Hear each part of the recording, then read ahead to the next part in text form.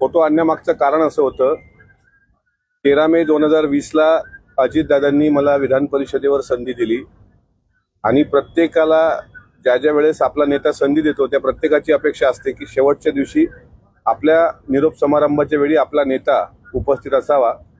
आज म्हणजे माझ्या जीवनाचं दुर्दैव असं आहे की 2020ला मी विधान परिषदेची शपथ घेतली त्यावेळेस माझे वडील नव्हते आणि 2026ला ही टर्म संपते आहे त्यावेळेस दादा नाहीत आणि दादा विधान भवनात नसणं हे फार वेदनादायी आहे। हा एक भाग। दुसरं ते आज निरोप समारंभाच्या वेळी सुद्धा मी माननीय सभापतींना विनंती करणार आहे सभागृहामध्ये की आमचा फोटो सेशन जेव्हा होईल त्यावेळेस एक खुर्ची मला दादांसाठी एक खाली बाजूला असावी जिथं हा फोटो ठेवता येईल। माझ्या माहितीप्रमाणे मुख्यमंत्री आज उपस्थित नसतील निरोप समारंभाला, पण दोन्ही उपमुख्यमंत्री उपस्थित राहतील कारण 9 सदस्यांचा आज निरोप समारंभ आहे। दुसरी गोष्ट, अजितदादांसारख्या लोकनेत्याचा अर्थसंकल्पीय अधिवेशनामध्ये त्यांच्या विमान अपघाताच्या चौकशीच्या संदर्भात कुठलाही साधा चर्चा न घेणं हे अत्यंत वेदनादायी आहे, अत्यंत दुःखद आहे। मी शुक्रवारी मागच्या आठवड्यामध्ये सभापतींना विचारलं होतं पॉइंट ऑफ प्रोसिजरच्या माध्यमातून की ही चर्चा आपण कधी लावणार। त्यावेळेस त्यांनी सांगितलं का सोमवारी मुख्यमंत्री असतील त्या दिवशी आम्ही ही चर्चा लावू। आजच्या कामकाजात सुद्धा चर्चा नाही। उद्याचं कामकाज जे आहे त्यात जर चर्चा नसली तर परवा अधिवेशन संपणार आहे। त्यामुळे अजितदादांसारख्या नेत्याला जर महायुतीमधले उपमुख्यमंत्री असताना त्यांची चर्चा होत नसेल, अल्पकालीन चर्चा आज लागली नसेल, 97चा प्रस्ताव आज लागला नसेल, 269 वर खालच्या सभागृहात चर्चा झाली नसेल तर अजूनही अंतिम आठवडा प्रस्ताव नावाचं आयुध आहे।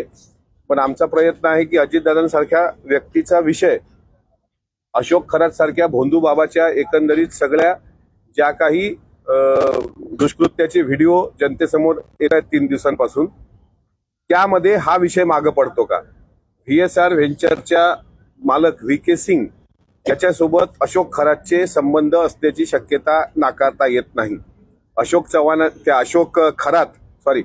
खरातांच्या त्या आश्रमामध्ये नाशिक जिल्ह्यातल्या सिन्नर मधल्या इथे अघोरी पूजा झाली 2 सप्टेंबरला। 17, 18, 19 ला भिगवण रोडला अजितदादांच्या घरासमोर काळी जादू करण्याचा प्रकार झाला। अजितदादा या सरकारमध्ये आणि या महाराष्ट्रामधले असे एकमेव नेते होते ज्यांच्या गळ्यात बोटात कुठं खळ्याच्या अंगठ्या गंडे धागे नव्हते। ते भोंदू बाबाला अजिबात मानत नव्हते। त्यांचा आदर्श शिवशाहू फुले आंबेडकर तुकाराम महाराज गाडगे बाबा असा होता। या नेत्यांसोबत काम करण्याचा आम्हाला अभिमान आहे आणि अशा नेत्यांच्या विमानाच्या अपघाताच्या मागे हा बुवा जो मंत्रविधी करणारा, करंगळ्यांनी अभिषेक करून घेणारा हा जो काही बाबा असेल यांनी काही घातपाताची शक्यता आहे का असा सुद्धा तपास SITने केला पाहिजे। याकरता आमचा लढा जरी निवृत्त होत असलो तरी तो कायम राहणार आहे। म्हणून अजितदादांचा फोटो घेऊनच आमच्या सरकारला या गोष्टीची जाण व्हावी। आमच्या सरकारने परत अशोक खरात प्रकरणामध्ये वाहून न जाता अजितदादांचा मुद्दा विचलित होणार नाही याची दक्षता घेऊन अजितदादांच्या विमान अपघाताची चर्चा घडून आणावी। अद्यापही 2 दिवस शिल्लक आहेत। सरकार जागे होईल। मी सरकारमध्ये असताना त्यांना साष्टांग हात जोडून विनंती करतो की उद्याच्या कामकाजात तरी अजितदादांची चर्चा असली पाहिजे आणि त्यावर माननीय गृहमंत्र्यांनी उत्तर दिलं पाहिजे। अर्थसंकल्पीय अधिवेशनाचा शेवटचा आठवडा आहे, 2 दिवस आजला बघू। आता तुम्ही सुरुवातीपासून आग्रह करताय की त्या प्रकरणात चर्चा व्हावी, अजूनही तुम्हाला यश मिळत नाहीये। त्याप्रमाणे म्हणाला होता की याच्या मागे काम करताय, आज तुम्हाला आश्वासन मिळालं आजही मिळत नाहीये, म्हणजे नेमकं होणार नाही असं दिसतंय का? आजच्या कामकाजात चर्चा नाही म्हणजे तुम्ही आजही चर्चा वगळली, त्याचं कारण तरी सांगा। तुम्ही स्वतः चेअरवरून ज्यावेळेस तुम्ही आम्हाला आश्वस्त केलं होतं, माननीय निलमताईंनी आश्वस्त केलं होतं, माननीय शिंदे साहेबांनी आश्वस्त केलं होतं की सोमवारी आम्ही ही चर्चा लावू। बरं, आज निरोप समारंभ आम्ही मान्य करतो, दुपारी 2 नंतर सभागृहाचं कामकाज निरोप समारंभाकडे जाणार, पण उद्याच्या तारखेत तरी ठोस हे द्या ना, आश्वस्त करा। आज त्यांनी करावं म्हणून बाबा ठीक आहे, अजितदादांच्या चेहऱ्याकडे पाहून तरी। अरे ज्या नेत्यांनी महाराष्ट्र अक्षरशः घडवण्याकरता, म्हणजे ज्या नेत्यांनी जाती धर्माच्या नावाने कधी मतं मागितले नाही, ज्या नेत्यांनी विज्ञानवाद स्वीकारला, असा एवढा मोठा नेता, आणि त्या नेत्याची चर्चा होत नसेल, आणि आता काय तुम्ही निरोप समारंभ देता आम्हाला? आमचा निरोप समारंभ एक वेळ रद्द करा, पण अजितदादाची चर्चा त्यावेळेमध्ये घ्या. मी काल पण ट्विटरद्वारे ट्विटवर मी मागणी केली माननीय सभापतींना आणि माननीय मुख्यमंत्र्यांना की आमच्या निरोप समारंभाचा चहा पाण्याचा कार्यक्रम रद्द करा. निरोप समारंभ म्हणजे त्याला फारसं महत्व देऊ नका, सभागृहाचा कामकाजाचा वेळ असतो आणि आमची भाषणं होणार आहेत. त्याऐवजी तो कार्यकाळ, तो जो काही वेळ आहे तो अजितदादांच्या चर्चेकरता राखून ठेवा ना. पण जर तसं होत नसेल तर मग कोणाला हे नकोय? कोणाला हे वाटते की झालं नाही पाहिजे? हा प्रश्न फार मोठा आहे आणि हा अनुत्तरित आहे. देवगिरीच्या बाहेर कर्मकांड करण्यात आले होते असं पण आरोप केला होता. सहयोग सोसायटी बारामती आणि देवगिरीच्या बाहेरचा मला फोटो नाही आला, पण मी असं ऐकलंय.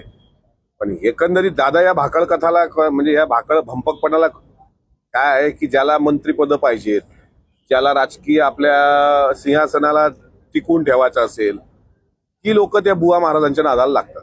अजितदादा तसं नव्हतं. अजितदादा काम करणार. आम्हाला अभिमान तोच आहे की 6 वर्षाची कारकीर्द दादांच्या मार्गदर्शनात घडली आणि त्यापूर्वीचे 4 वर्ष दादांच्या मार्गदर्शनात गेले. 10 वर्ष अशा नेत्यासोबत काम केलं आम्ही, याचा आम्हाला अभिमान आहे.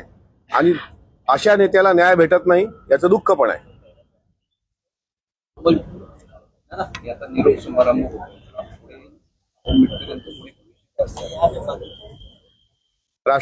राष्ट्रवादी काँग्रेस पक्षाच्या वरिष्ठ कोर कमिटीमध्ये आदरणीय सुनेत्रा वहिनी जो निर्णय घेतील, मी अजितदादांच्या, आता ही काही अजितदादांचा जो विमान अपघात झालाय तो लढा मी पुढे लढणार आहे. सभागृहात नसलो आणि असलो तरीही हा लढा माझा कायम राहणार आहे. आणि मी पुढे काय करणार आहे हे जे सुनेत्रा वहिनी ठरवतील तेच मी करणार आहे. सातारा जिल्ह्यात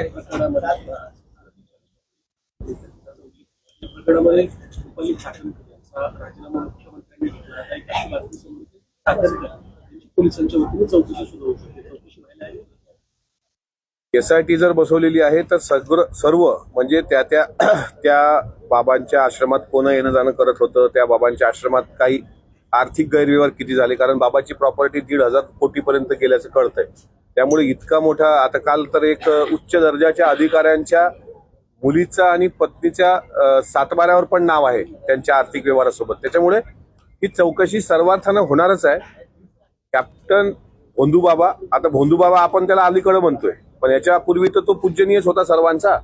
त्याच्यामुळे त्याच्या संपर्कात आर्थिक व्यवहार गैरव्यवहार करणारे, मग ते पाणी आरक्षित करण्यापासून का असू देत, त्याच्या आश्रमाला जे लाखो लिटर पाणी आरक्षित झालं, ते सर्वांची चौकशी झाली पाहिजे.